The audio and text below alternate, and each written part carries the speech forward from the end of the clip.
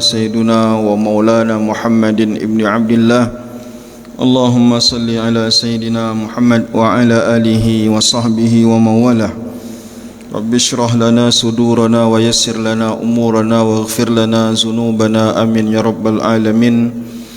Kita lanjutkan pembahasan kita mengkaji tentang hal-hal yang sudah kita amalkan, lalu kemudian ada yang menganggapnya itu adalah suatu perbuatan bid'ah.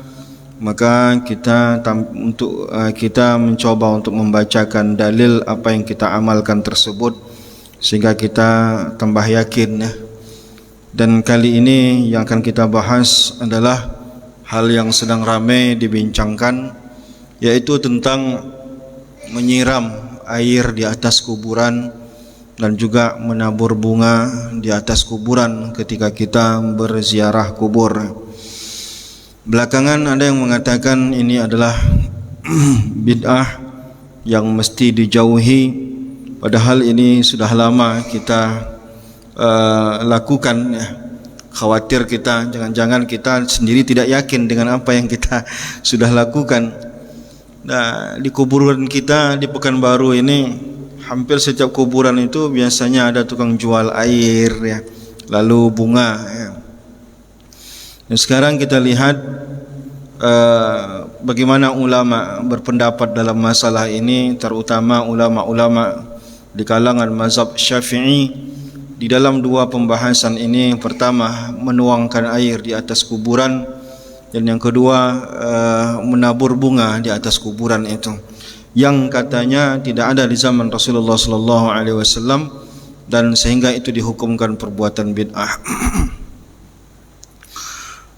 Pertama, kita meyakini bahwa ziarah kubur itu adalah perkara yang sunnah yang dianjurkan, walaupun Rasulullah sallallahu alaihi wasallam pernah melarang karena praktek orang berziarah kubur itu tidak sesuai dengan yang Allah kehendaki. Maka Rasulullah pernah melarang, lalu kemudian Rasulullah memerintahkannya lagi. Maka kata Rasulullah, nahaitukum an ziyaratil kubur fazuruha. Aku pernah melarang kalian untuk berziarah kubur, maka sekarang berziarahlah. Maka Rasulullah sallallahu alaihi wasallam menyuruh kita berziarah kubur. Kenapa? Kata Rasulullah sallallahu alaihi wasallam, fa innaha tuzakkirul akhirah.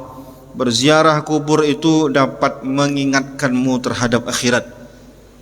Nah, kita mungkin terlalu sudah terlena dengan mewah, dengan dunia, pekerjaan, maka kadang membuat hati kita kebal daripada rasa takut. Maka kita butuh hal yang dapat membuat kita takut dan mengingat kepada alam akhirat kita. Dan hal yang paling baik untuk itu adalah senantiasa berziarah kubur. Nah, maka ziarah kubur dalam hadis lain disebutkan tuzahidu fit dunya, membuat kita bisa zuhud terhadap dunia ini, supaya kita jangan terlalu diperbudak oleh dunia. Maka kita perlu berziarah ke kubur, terutama kubur orang saleh, untuk menajamkan hati kita.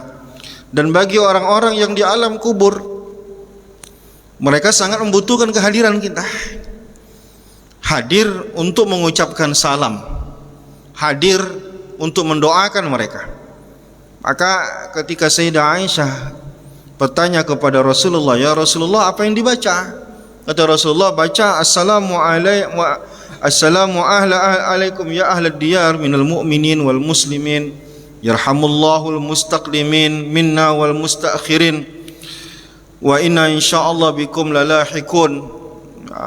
Maka Sayyidah Aisyah bertanya, apa yang dibaca? Kata Rasulullah, ucapkan salam.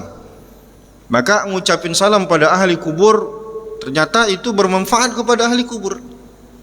Maka jika salam saja bermanfaat, apalagi kalau kita bacakan adalah doa, atau yang kita kirimkan adalah pahala bacaan Al-Quran dan lain-lain. Maka dari itu orang di alam kubur sangat mengharapkan kehadiran kita. Kita butuh untuk berziarah agar melembutkan hati kita. Orang kubur juga butuh kita berziarah agar mereka mendapatkan manfaat dari ziarahnya kita, setidaknya ucapan salam. Maka kita upayakan menguburkan jenazah di tempat pekuburan umum. Di tempat pekuburan umum itu banyak orang datang mengucapkan salam. Setiap kali orang lewat mengucapkan salam, maka akan mudahlah segala urusan orang-orang yang ada di alam kubur itu semuanya. Maka kita jangan pelit, lewat di depan kubur kita ucapkan assalamualaikum. Nah, sekarang banyak hal yang biasa kita lakukan ketika kita berziarah. Biasanya kita membaca Quran, lalu berdoa yang pahalanya kita hadiahkan kepada ahlul kubur. Dan sekarang kita fokus kepada satu aktivitas atau satu kegiatan. Biasanya kita hadir membawa air, baik di hari pertama penguburan maupun di saat ziarah ya. Ziarah itu kubur itu udah ada, lalu kita datang, itu namanya berziarah. Ke penguburan pertama itu tidak berziarah, itu ngantarin jenazah namanya. Setelah jenazah itu berada di alam kuburnya, kita datang, itu namanya berziarah, berkunjung. Ziarah itu artinya berkunjung. Nah, kita bahas ini secara terpisah. Pertama, tentang menuangkan air, ya, air dingin di atas kuburan itu. Tidak ditentukan kira-kira airnya ini apakah air suci segala macam, tentu saja harus air bersih ya. Biasanya di pekuburan kita itu ada orang-orang yang botol aqua lalu kemudian diisi air ya, siapa nanti itu dijual mungkin beberapa ribu gitu. Ulama yang mengatakan sunnah menaburkan air di atas kuburan ini didasari dari hadis Nabi sallallahu alaihi wasallam yang diriwayatkan oleh Imam At-Tabrani dari Sayyidah Aisyah radhiyallahu taala anha. Sayyidah Aisyah radhiyallahu taala anha mengatakan anna Nabiy sallallahu alaihi wasallam, bahwa Nabi sallallahu alaihi wasallam rasya ala qabri ibnihi Ibrahim.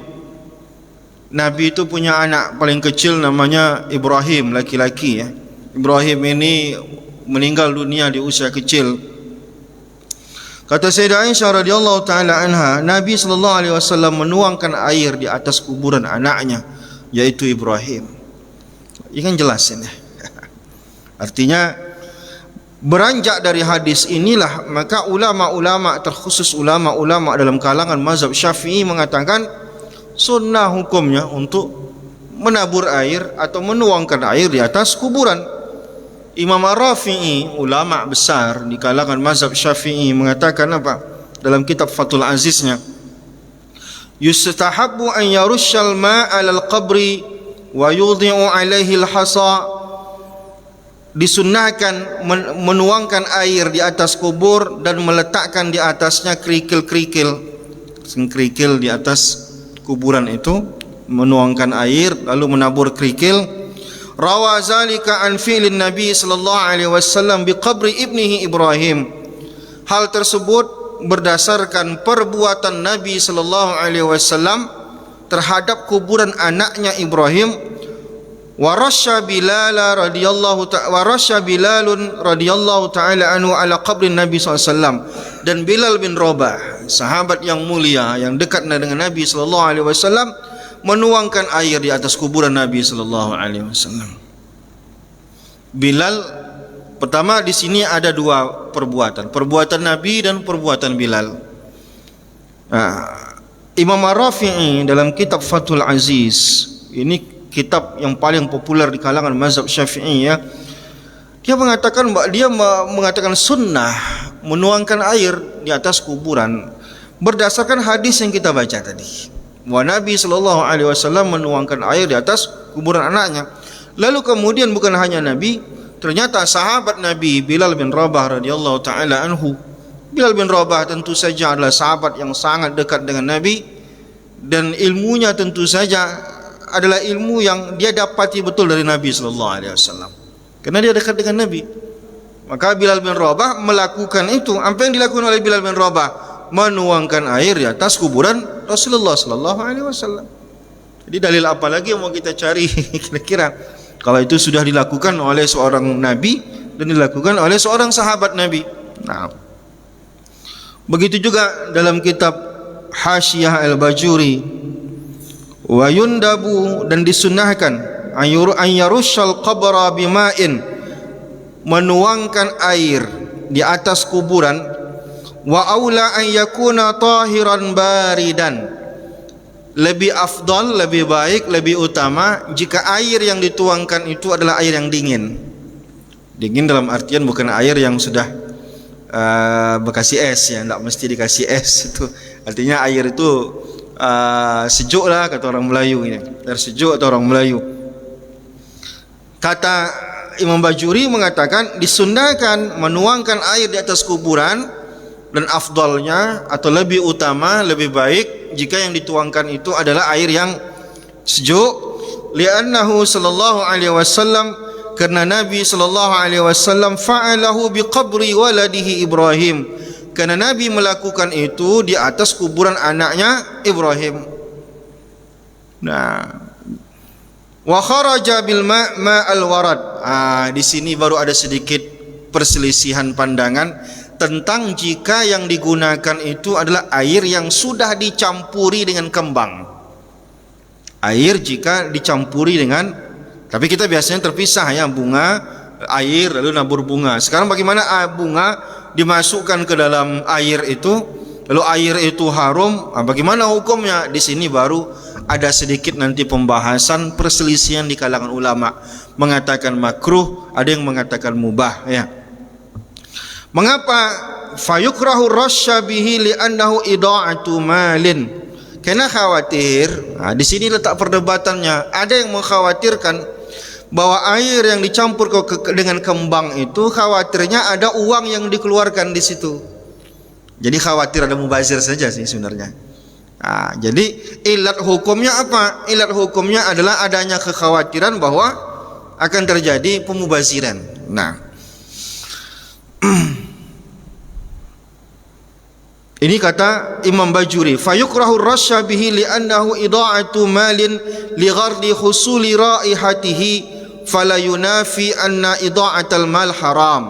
Dikhawatirkan terjerumus dalam mengaburkan uang, sedangkan mubazir-bazir menabur uang tanpa pada tempatnya itu hukumnya haram. Wa qala Subki, sedangkan Imam As-Subki mengatakan la ba'sa bil yasir, kalau sedikit apa salahnya? Berapa sih harga kembang begitu ya? Kembang pun tak kita beli, kembang pun dibeli depan rumah. Bunga di depan rumah kita banyak, tetangga banyak, tak ada yang dibeli. Maka kata Imam Subki, kalaupun dibeli, kalau sedikitnya cuma ya enggak apa-apa. Kecuali dibeli kembang harganya mahal gitu, enggak ada gunanya. Coba kita tengok berapa banyak sih bunga yang kita gunakan untuk nabur, kan enggak banyak. Ambil di belakang rumah kita aja dah cukup itu sebenarnya. Cuma taruhlah kita beli, walaupun kita beli belum bisa dikategorikan mubazir, karena angka yang dibeli, uang yang dikeluarkan itu juga tidak banyak. Maka kata Imam As-Subki ini juga ulama besar di kalangan mazhab Syafi'i, mengatakan kalau cuma sedikitnya, cuma lah ngabisin uang 20.000, 30.000 sampai 50.000 belum masuk dikategorikan itu sebagai menyia-nyiakan uangnya. In qasada bihi hudurul malaikah. Tapi Imam Subki mengatakan kalau memang ada di situ niat agar malaikat hadir, dengan bau harum tadi diharapkan malaikat hadir, fa innaha tuhibbu raihatat thayyibah, karena malaikat itu suka dengan bau-bau yang harum. Ada tujuan, ada niat di situ. Intinya Imam Bajuri mengatakan makruh. Kenapa makruh? Kata Imam Bajuri, kalau ini bukan air sama kembang ya, tapi air yang dicampurkan di kembang, yang kembangnya itu beli. Bunga apa biasanya kita gunakan itu? Bunga mawar kan. Kalau bunga mawarnya beli, ini ceritanya. Ini kalau seandainya bunga mawarnya tak beli, berarti tak masuk dalam sini. Kita beli mawarnya. Nah, kata Imam Bajuri, khawatir nanti terlalu banyak duit habis. Tapi kata Imam Subki, kan yang dibeli cuma sedikit uangnya. Mengapa makruh kalau sedikit? Kecuali yang dibeli itu kembangnya banyak, lalu habis uang banyak, digunakan ditabur di atas kuburan, bisa makruh. Cuman coba kita lihat ya, paling berapalah harga kembang itu? tak sampailah membuat orang kesulitan keuangan gara-gara membeli kembang yang harganya di bawah 10.000 juga. Yang kadang kita pun tak beli karena di belakang rumah kita banyaknya. Apalagi di kampung-kampung tidak ada beli itu. Kalau di kotanya oke lah, kita masuk ke areal perkuburan itu pun harganya di bawah 10.000. Nah begitu. Jadi intinya mengapa ada ulama sampai memakruh, bukan mengharamkan ya, sampai memakruhkan mencampur air yang kembang, yang kambangnya dibeli. Kalau kembangnya tak dibeli, tak ada ulama makruh kan ya, khawatir uang habis, itu aja. Nah oke lah, gak usahlah beli kembangnya, kita cari aja belakang rumah, selesai, nggak ada uang yang dihambur-hamburkan di sana.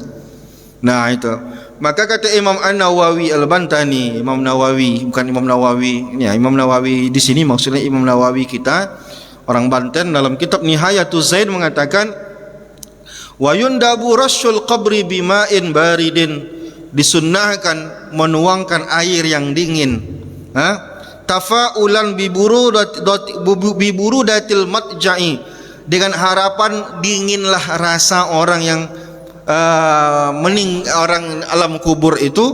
Wala ba'sa biqalilin, enggak apa-apa kalau niatnya itu, enggak apa-apa kalau yang dikeluarkan cuma sedikit, kata dia, min ma'il warad, dari air yang bercampur dengan kembang tadi ya, keluar duit tapi sedikit ya enggak apa-apa. Li'annal malaikata tuhibbur raihata thayyibah, karena malaikat itu memang suka bau harum, yang semerbak harum dia suka.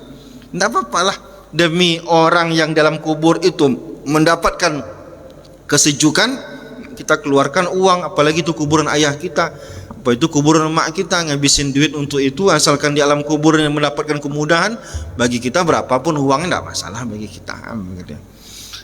Nah di dalam hadis yang lain dikisahkan bahwa anan Nabi sallallahu alaihi wasallam qama ala qabri Utsman bin Maz'un, Nabi sallallahu alaihi wasallam berdiri di atas kuburan Utsman bin Maz'un ba'da ma dafanahu wa amara bi rasyil ma'. Berdiri Nabi, di situ ada kuburan sahabat Utsman bin Maz'un. Kata Nabi, setelah dikuburkan, kata Nabi, tuangkan air. Selesai. Ini masalah pertama, hukum menuangkan air di atas kuburan. Masih ragukah ini? Gitu ya. Kita tidak ragu, kita cuma memperkokoh, memperkuat apa yang kita amalkan selama hari ini. Oke, yang kedua, kita bahas dua saja malam ini. Bagaimana dengan menabur bunga tadi? Menuangkan air selesai. Sekarang bagaimana dengan bunga? Ada yang mengatakan bahwa di zaman Nabi tidak ada kuburan ditabur bunga. Nah, memang betul, itu tak bisa kita pungkiri. Bunga mawar apalagi tidak ada di Mekah, tidak ada di Madinah bunga mawar. Maka tidak akan kita temukan hadis di mana Nabi SAW menabur bunga mawar seperti yang kita tabur di atas kuburan kita. Kita kadang bunga mawar, kadang bunga kertas ya. Baik, tapi ada hadis. Hadis inilah yang dijadikan landasan oleh ulama. Hadis diriwayatkan oleh Ibnu Abbas radhiyallahu taala anhuma, anan Nabi sallallahu alaihi wasallam annahu marra biqabraini yu'azibani. Nabi sallallahu alaihi wasallam lewat di kuburan, ada dua kuburan yang orang dalam kuburan itu sedang disiksa. Yang tahu cuma Nabi ya, sahabat yang lain tentu tidak tahu. Nabi SAW mengetahui, ini dua kuburan sedang disiksa ini. Ini nanti bisa kita temukan, ini pernah kita baca di Sunan Mustafa ini dalam Sahih Bukhari. Faqala innahuma la yu'azibani, kata Rasulullah, dua kuburan ini sedang disiksa ini.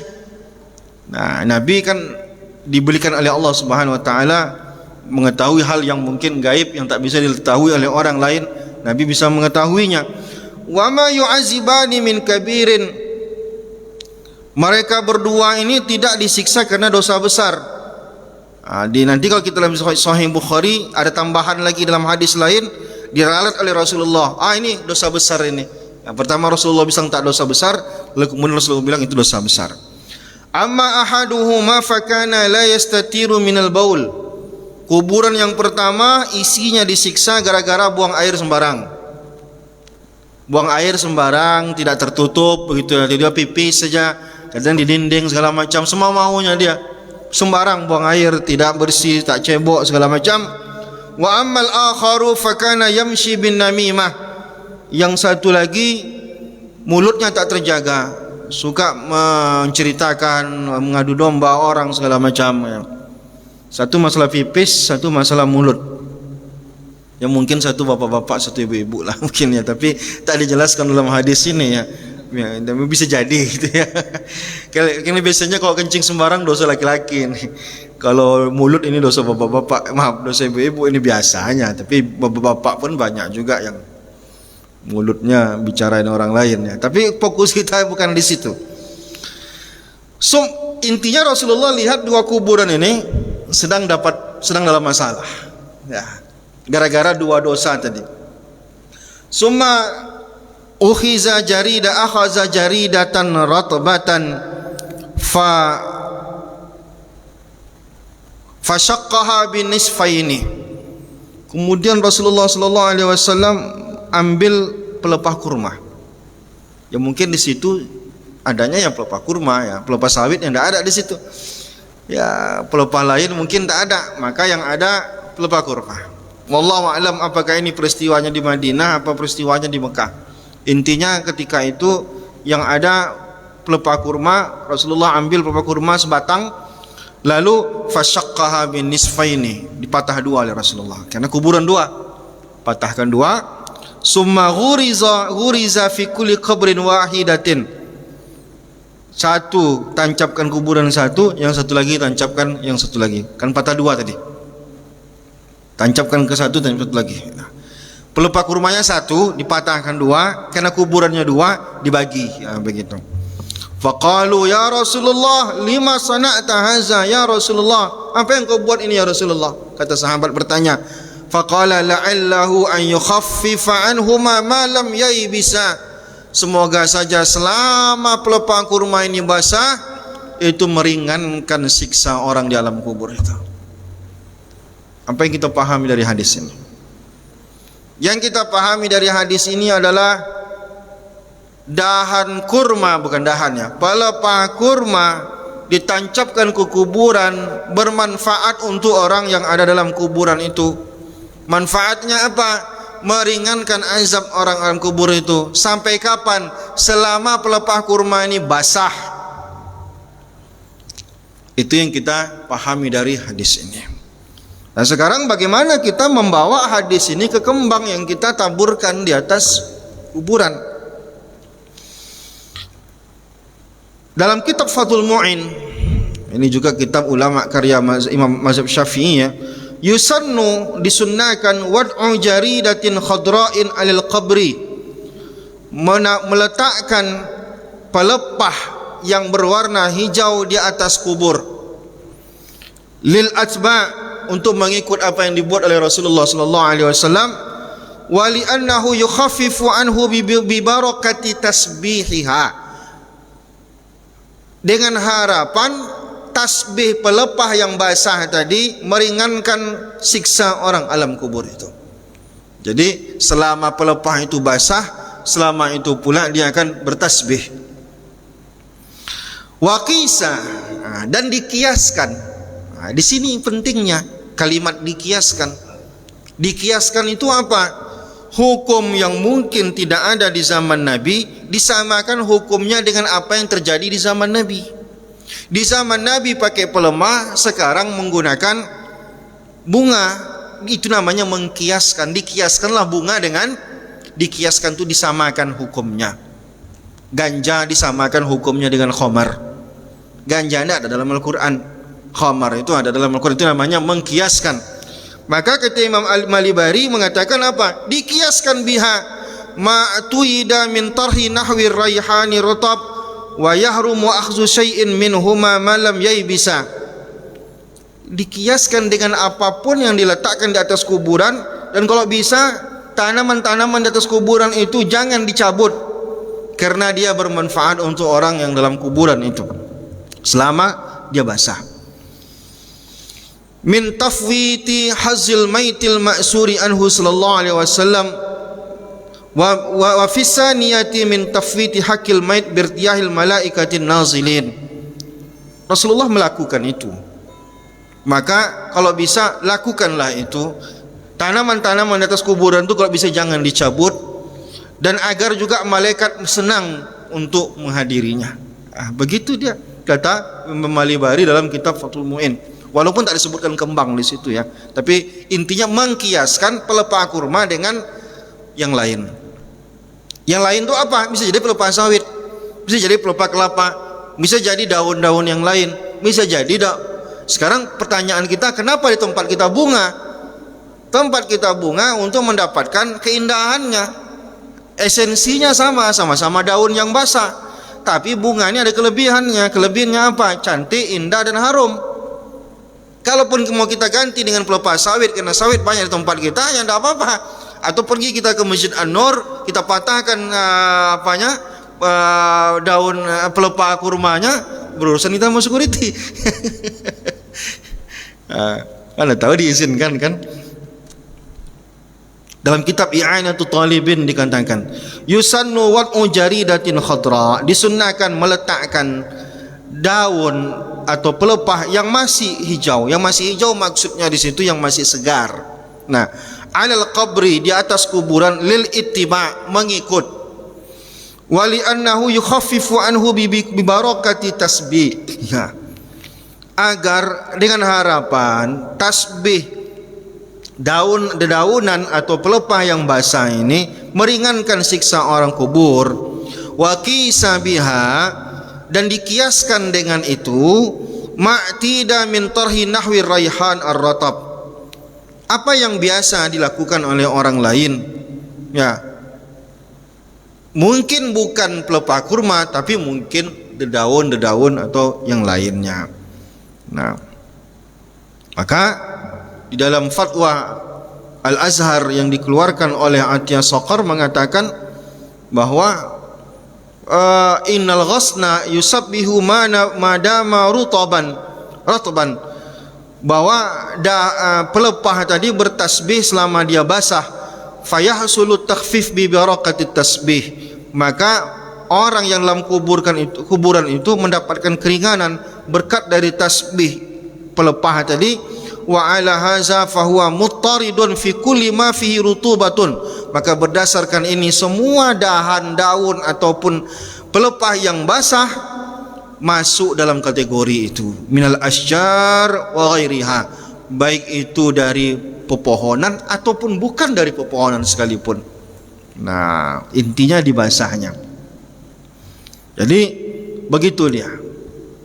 Maka Bapak Ibu yang dimuliakan Allah Subhanahu wa taala, maka dalam hal ini jelas bagi kita. Mungkin pertanyaan di dalam kitab-kitab fikih mungkin tidak dibahas tentang bunga-bunga mawar, karena memang bunga mawar adanya di kita. Nah, maka dalam kitab-kitab fikih, tapi dalam kitab-kitab fikih yang kita baca tadi, walaupun tidak menyebutkan di situ bunga, tapi menyebutkan benda lain yang sama kategorinya, sama-sama dedaunan atau sama-sama pelepah, sama-sama berasal dari pepohonan yang basah. Walaupun tidak menyebutkan kata bunga, tapi ada kalimat kias di situ.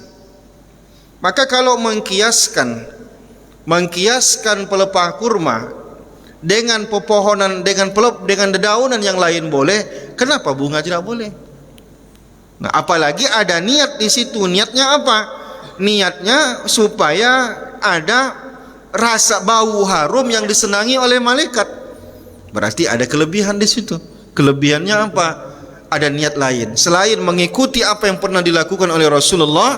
Kita juga berharap karena bau harum bunga itu akan mengundang malaikat. Maka itu dia. Maka jangan sempit kita di dalam masalah ini. Intinya orang tua kita dulu memulai ini bukan tanpa ilmu. Ya, bukan mereka artinya membabi buta. Orang salah tanggap pula, dipikirnya bunga ini kayak sesajen pula di atas kuburan. Enggak, itu maksudnya. Itu perkara sunnah. Itu jangan dibilang pula ini sesajen. Apa ini bawa bunga atas kuburan? Dia yang tak belajar, lalu orang yang membawa bunga kuburan itu dipandangnya dengan pandangan-pandangan yang dia sendiri tak mengerti apa yang dia bilang. Nah, inilah kita membela apa yang sudah kita lakukan, apa yang kita amalkan, agar kita yakin sebenarnya kita cuma sekedar memperkokoh saja apa yang sudah kita buat. Inilah dalilnya. Sehingga kita tahu orang tua kita dahulu ketika membuat sebuah kebiasaan itu bukan tanpa dalil, itu berdalil itu. Kembang itu okelah, kembangnya itu adalah kebiasaan yang kita buat.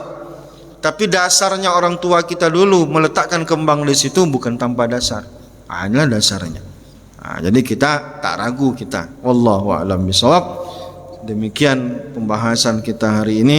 Mudah-mudahan ada bermanfaat. Assalamualaikum warahmatullahi wabarakatuh.